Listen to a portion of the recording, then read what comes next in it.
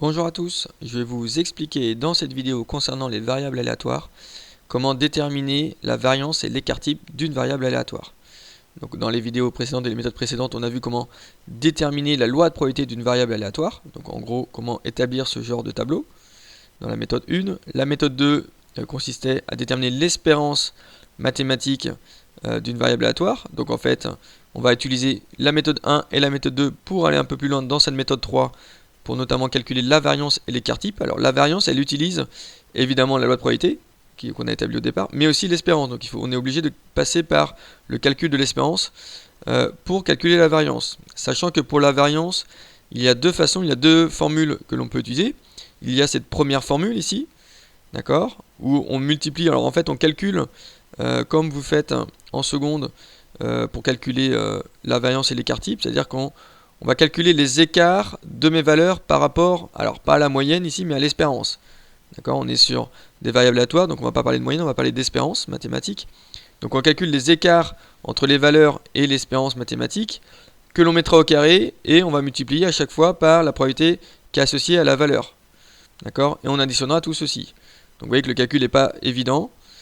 La deuxième façon de faire, c'est d'utiliser la formule de Koenig-Huygens. Donc en fait, ici, pour calculer la variance, on peut aussi en gros, calculer l'espérance mathématique de la variable aléatoire x au carré. En gros, c'est la comme e de x, sauf qu'en fait, partout où on aura nos valeurs x dans la formule, on mettra ces valeurs-là au carré. Moins et l'espérance qu'on a déjà calculée dans l'étape 2 ici, qu'on mettra au carré. Donc, il ne faut pas oublier non plus cette partie-là. Donc voilà, il y a deux formules, on fera les deux dans mon exemple, dans cette vidéo, tout à l'heure. Et la dernière étape, si on va aller un peu plus loin que la variance, c'est aussi de calculer l'écart type. Et l'écart type nous oblige à calculer au préalable la variance, puisque c'est la racine carrée de la variance, donc la racine carrée du nombre qu'on aura trouvé dans l'étape 3. Alors j'ai pris le même exemple que la méthode 1 et la méthode 2, que les vidéos précédentes. Rapidement, on a 10 boules dans une urne de différentes couleurs, on a une boule rose, 3 boules vertes et 6 boules bleues. Le jeu consiste à tirer une boule dans l'urne, seulement une boule, et on va miser 2 euros au départ. Donc le joueur il mise 2 euros, donc dès le départ il perd 2 euros. S'il tire une boule bleue, il perd 1 euro. Donc s'il tire une boule bleue, il perd 1 euro, c'est-à-dire qu'en fait il a perdu 2 euros et il a perdu 1 euro, donc il a perdu 3 euros. Sachant qu'il y a 6 boules bleues, donc s'il a 6 boules bleues sur 10 boules au total, il a 6 chances sur 10 de perdre 3 euros. Et ainsi de suite pour les autres couleurs, et on avait établi la loi de probabilité qui était celle-ci, c'est-à-dire que quelle est la probabilité de perdre 3 euros? La variable aléatoire x, c'est le gain algébrique, donc c'est le gain ou la perte, c'est un gain qui peut être négatif du joueur. Donc quelle est la probabilité qu'il perd 3 euros? On a dit 6 chances sur 10, il y a 6 boules bleues sur 10 au total, donc il y a 6 chances sur 10 qu'il perd 3 euros. Moins 2, la probabilité associée à la valeur moins 2, p de x égale moins 2, c'est 3 dixièmes. Pourquoi? Parce qu'il y a 3 chances sur 10 de prendre une boule verte. Il y a 3 boules vertes sur les 10 au total. Et la boule verte, en fait, elle fait ni perdre ni gagner. Sachant qu'on a misé 2 euros, donc elle fait quand même perdre 2 euros au départ. Elle fait perdre la mise. Donc on a 3 chances sur 10 de perdre 2 euros. Et le 8 ici, il vient d'où? Il vient des 10 euros qu'on gagne moins les 2 euros de mise. Donc on aura gagné 8 euros en gain potentiel si on tire une boule rose. Il n'y a qu'une boule rose sur les 10. Donc on a une chance sur 10 de gagner 8 euros. C'est-à-dire de gagner 10 moins les 2 euros de mise. Donc là, on avait établi ça dans la méthode 1, dans la première vidéo. Dans la méthode 2, la vidéo précédente, on avait expliqué comment calculer l'espérance mathématique. Donc l'espérance ici de la valeur aléatoire, c'était moins 1,6. Rapidement, on avait en gros fait la somme du produit associé à chacune des colonnes. Voilà, je vous laisse vous rediriger vers la méthode précédente, si besoin. Et donc ici, on va déterminer la variance de la variable aléatoire. Donc j'ai remis le tableau ici, avec des couleurs. J'ai remis l'espérance mathématique ici qu'on avait calculée dans la vidéo précédente qui était moins 1,6. Et on va calculer la variance de la variable aléatoire x de deux façons. Donc v comme variance de x parce que la variable aléatoire s'appelle x. Si elle s'appelle y, z ou une autre lettre, on changera évidemment cette lettre ici. V de x, si j'utilise la première formule, d'accord. Alors P1, x1, c'est en gros mes valeurs de ma première colonne. Donc P1, x1, c'est ce que j'ai en vert. E de x, c'est ce que j'ai ici, moins 1,6. P2, x2, c'est ma deuxième colonne, donc c'est ce qui est en bleu. Et P3, x3, c'est ma troisième colonne, ce que j'ai en violet. Donc maintenant, si je remplace, P1, c'est la première probabilité, donc c'est 6 sur 10. X1, c'est moins 3. Et E de x, c'est moins 1,6. On l'avait calculé avant. Donc ça fait moins 1,6. Première difficulté, c'est de pas se tromper. Ici, on a bien des moins à l'intérieur. Et comme en plus mon espérance est négative, il y a moins 1,6. Plus, je fais la même chose pour les autres. Donc je remplace, donc j'ai toujours une différence dans ma parenthèse au carré.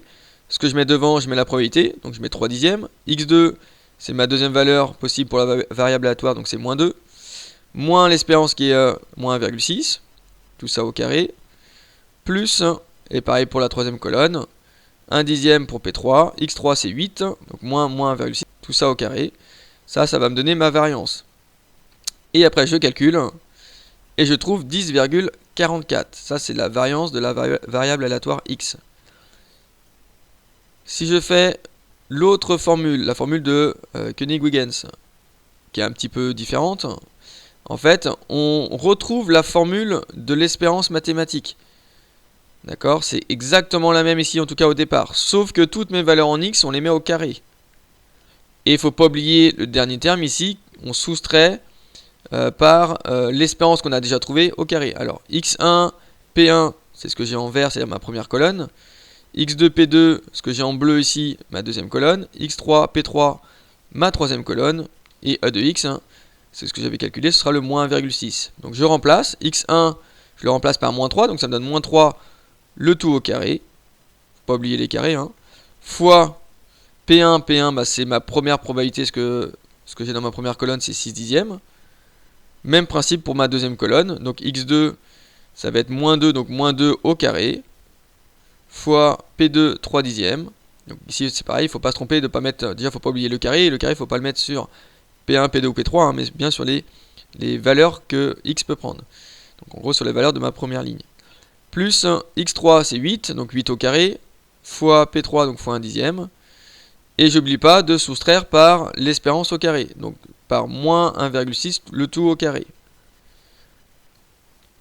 Je calcule, et évidemment, dans ce cas-là, je trouve exactement la même chose. On peut avoir des petites différences dans la mesure où l'espérance mathématique peut être une valeur rapprochée. Donc si on part sur une valeur rapprochée, évidemment, on peut avoir une légère différence du résultat. Tout dépend de l'arrondi que l'on apporte. Ça, c'est pour ma variable aléatoire. Évidemment, je trouve le même résultat. Question 2. En déduire l'écart type. Alors en déduire, pourquoi? Parce que l'écart type, c'est la racine carrée de la variance. Alors on le note avec le petit symbole ici, sigma. Donc c'est la racine carrée de la variance, donc c'est racine carrée de 10,44. Je prends ma calculatrice, je trouve environ 3,23. Donc l'écart type, en fait, ici, pour l'interprétation du résultat, l'écart type ici, il est plutôt élevé, enfin il est assez élevé, 3,23. Ça veut dire quoi? C'est-à-dire que le risque, il est important. C'est-à-dire qu'on a des valeurs qui sont assez éloignées les unes des autres, avec des probabilités associées. On peut considérer que l'écart de perte ou de gain, il est très variable. Plus l'écart type il est faible, plus on va tourner autour de l'espérance, c'est-à-dire on va tourner autour des moins 1,6 € de perte, puisque c'est un moins en moyenne. Plus l'écart type il est grand, plus on va avoir une variation de gain ou de perte. Donc en fait, cet écart type il est calculé par rapport à la variance. Et donc en fait, il nous donne une idée un petit peu à la fois des valeurs de gain et de perte, mais aussi des probabilités qui sont associées. J'espère que vous avez compris comment déterminer la variance et l'écart type d'une variable aléatoire et comment l'interpréter. Merci de m'avoir écouté. À bientôt.